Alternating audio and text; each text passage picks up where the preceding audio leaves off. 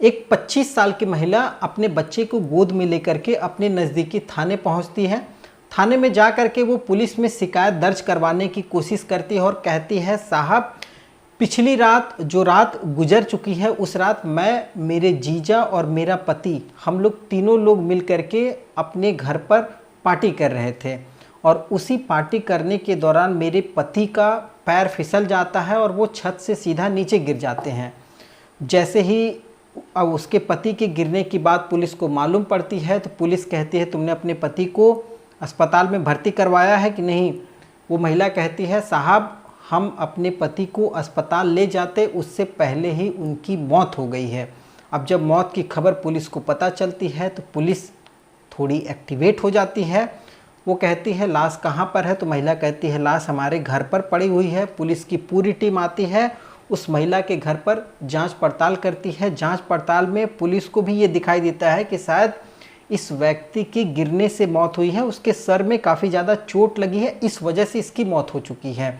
Police अपनी जांच पड़ताल करती है। कुछ महीनों के बाद इस केस को अब पुलिस बंद करने की तैयारी कर रही होती है, लेकिन इसी बीच एक फैसला आता है। वो फैसला कोर्ट के द्वारा दिया जाता है।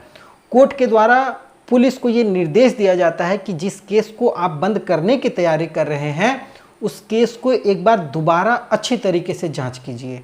जब पुलिस उस केस को दोबारा जांच करती है तो 7 महीने का समय लगता है। इन 7 महीने में जो पुलिस को उस केस के बारे में जानकारियां निकल करके पता चलती हैं, वो जानकारियां हर किसी को एक पल के लिए सोचने को मजबूर कर देती हैं कि जिस केस को पुलिस एक दुर्घटनावश मौत मान रही थी, उस केस में केवल एक दुर्घटना नहीं है, दुर्घटना के साथ साथ बलात्कार का भी मामला जुड़ा हुआ है और उसके बाद उस व्यक्ति को बेरहमी के साथ कत्ल किया गया है।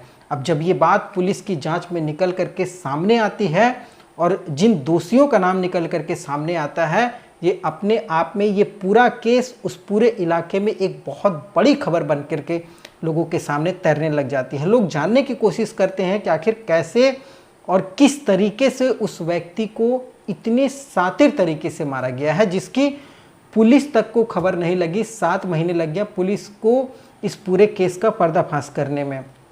खैर, क्या है ये पूरी सच्ची घटना, आज इस कहानी के माध्यम से हम लोग जानने की कोशिश करेंगे। नमस्कार, मैं सत्या सिंह और आप देख रहे हैं द बुड़बक मंच। दरअसल आज की जो पूरी सच्ची घटना है, ये घटना है मध्य प्रदेश के ग्वालियर की।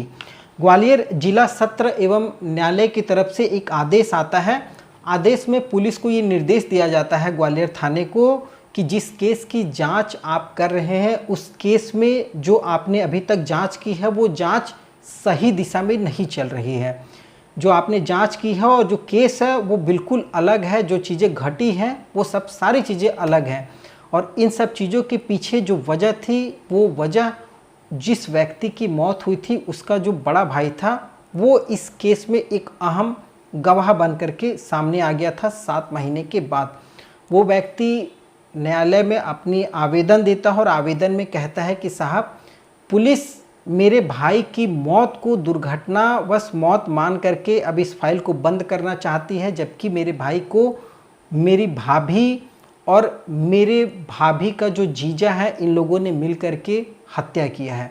अब जब कोर्ट में ये बात वो व्यक्ति साबित करने की कोशिश करता है और साबित लगभग कर देता है, तब न्यायालय को आदेश देना पड़ता है।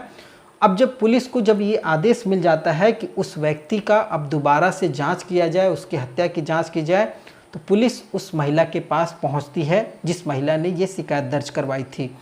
महिला से जब पूछताछ की जाती है तो महिला पहले तो वही बहाने दोहरा रही थी जो उसने पहली शिकायत में पुलिस को बताई थी, वही सेम चीज़ें दोहराती है। लेकिन अब इस बार पुलिस का दबाव उस महिला पर बहुत अधिक बढ़ता है।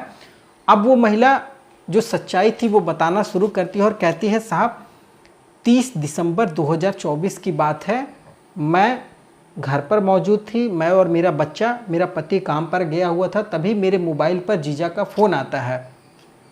जीजा कहते हैं कि आज हमारे घर पर पार्टी है और तुम और मेरा जो साढ़ू भाई यानी मेरा जो पति है उसको ले करके मेरे घर पर आओ, हम लोग बैठ करके पार्टी करेंगे, तुम्हारे परिवार से भी तुम्हारा भाई और पिताजी भी आने वाले हैं, तो आज हम लोग सभी लोग बैठ करके पार्टी करेंगे।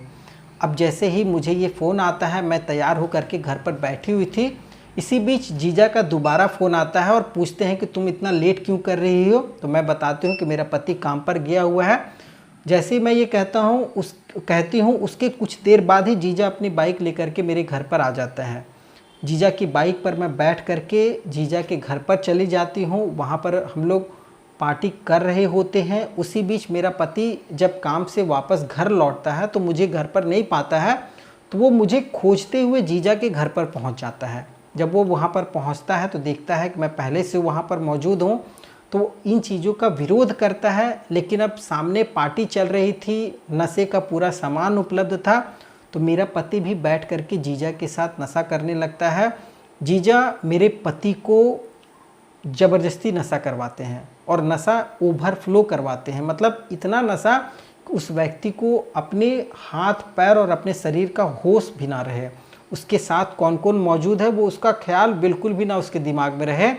अब इतना नशा करने के बाद वो व्यक्ति जब एकदम पूरी तरीके से टुल्ल हो जाता है, उसके बाद अब जो जीजा था वो उस महिला के साथ रेप करने की कोशिश करता है, उसके साथ बलात्कार करने की कोशिश करता है। और उसी बलात्कार करने की कोशिश में जब ये सब सारी चीज़ें घटित हो रही थी तो मेरा पति जो था इन चीज़ों का विरोध करता है, लेकिन उसका विरोध कम पड़ जाता है क्योंकि वो अकेला था, जबकि मेरे जीजा के साथ उसका भांजा और उसका एक दोस्त था। ये तीनों लोग मिल करके मेरे साथ छेड़खानी कर रहे थे।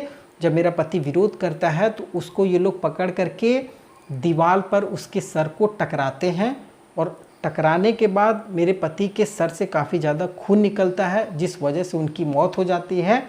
मौत होने के बाद अब ये लोग मुझ पर दबाव बनाते हैं कि देखो, अगर तुमने पुलिस को ये सब सारी चीज़ें सच्चाई बताई तो हम तुम्हारे बच्चे को भी मार देंगे और तुम्हें भी मार देंगे। और वो मेरे बच्चे को कब्जे में रख लेता है मेरा जीजा। इस वजह से मैंने पुलिस को झूठी कहानी बताई थी, जबकि सच्चाई जो अभी मैंने आपको बताई है वो है।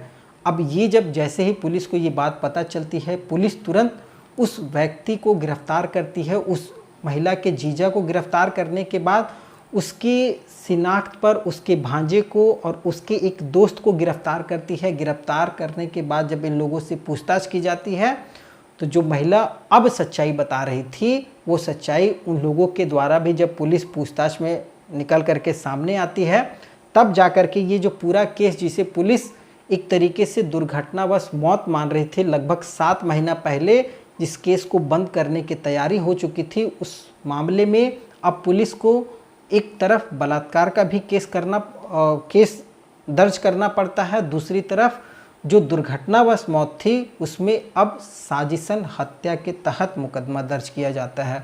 और अब इन लोगों को न्यायालय में पेश करके पुलिस आगे की कार्रवाई कर रही है और जो भी न्यायालय के द्वारा इन लोगों को सज़ा दिया जाएगा वो सज़ा अब इन लोगों को भुगतना होगा।